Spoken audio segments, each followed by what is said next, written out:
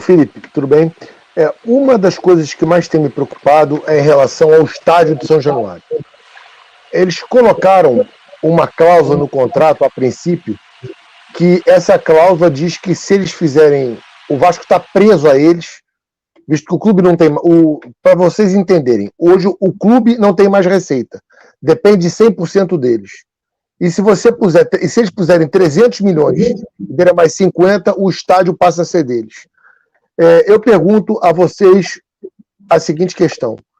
Qual é a experiência que a 777 tem em fazer arenas e gerir arenas pelo mundo afora? Eles têm alguma experiência nisso? Ou a gestão deles está sendo absolutamente questionável porque as arenas não têm dado dinheiro para poderem se manter? Good afternoon, Paul and Philip. My question is, what about São Januário? Because the Vasco da Gama doesn't have no income anymore. And they have a clausula in the contract with the Vasco da Gama, and then they invest a certain amount of money on the team. If they invest a little bit more, Vasco's in their hands.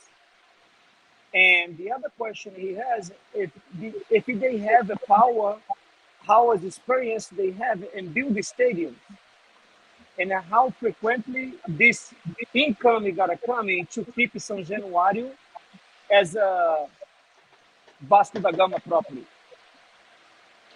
Could you actually make it, I suppose, make it a bit clearer in as much you're thinking in terms of taking overall control of all of Vasco da Gama, including all the shares which they don't own yet?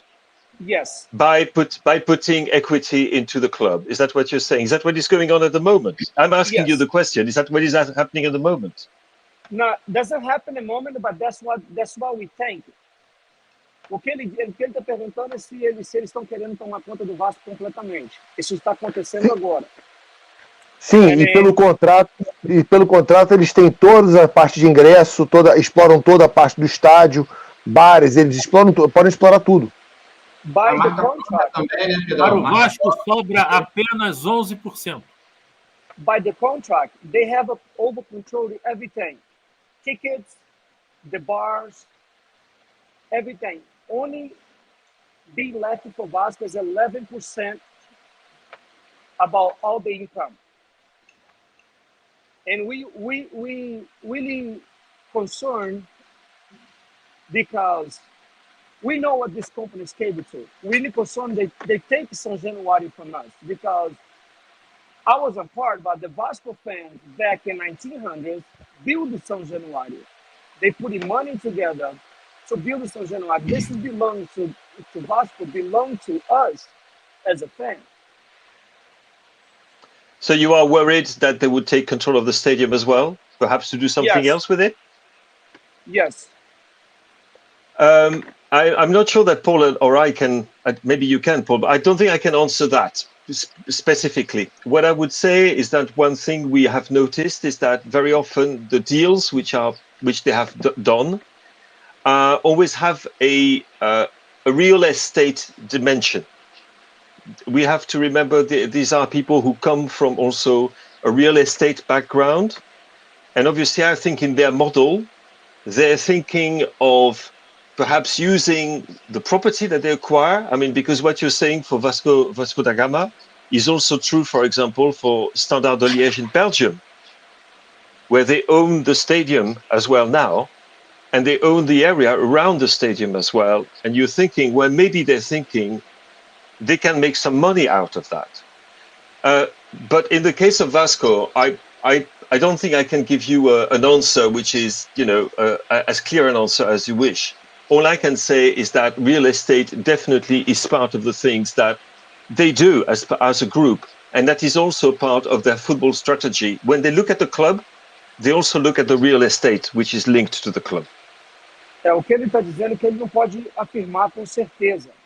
Mas o que essa companhia faz, eles já tomaram conta do campo lá na Bélgica, o campo já compraram, já se apropriaram do campo. O que eles visam muito é o imobiliário, né?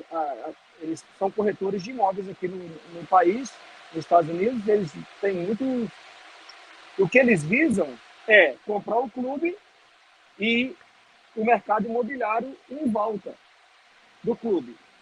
Mas como nós estamos na barreira, eu falo com o Philippe, como a gente está na barreira, eles não têm muitas oportunidades imobiliárias ali, né? A única coisa que tem para eles é São Januário. A não ser que eles comprem a favela da barreira, né? Philippe, one thing I was telling them, for us Vasco fans, what we have around São Januário, the real estate is not that big market for that. Because unfortunately, it's the poor people who live with the people who suffer, wake up at 3 o'clock in the morning to get the train and go to work, you know what I mean? As a real estate investment around the stadium, they don't have much options. That's what I was telling them. I mean, one way sometimes when you get control of a stadium, one way of making money from it is to charge the club for using it. Ok. Agora ele está falando, se eles tomar conta do São Januário, eles vão cobrar do Vasco para poder usar São Januário. But, Philippe, this kind of makes sense because they own 75% of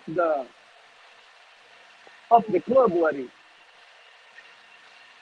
Well, So, if I could just jump in, every deal they've done for sports teams around the world has always involved more than just the sports team.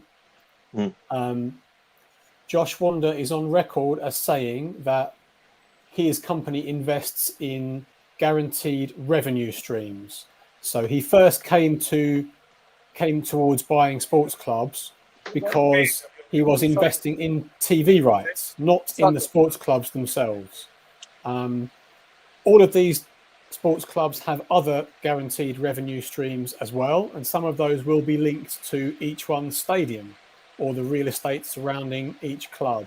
So I suspect that in the case of Vasco, there are other revenue streams that this company would like to invest in.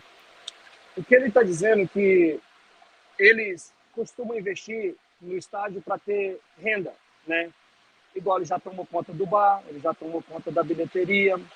E em volta, o que o Josh Wander sempre fala nas lives dele, onde ele passa, que a companhia dele foi feita para investir aonde vai dar dinheiro, aonde ele vai fazer dinheiro, para retornar dinheiro para o bolso dele.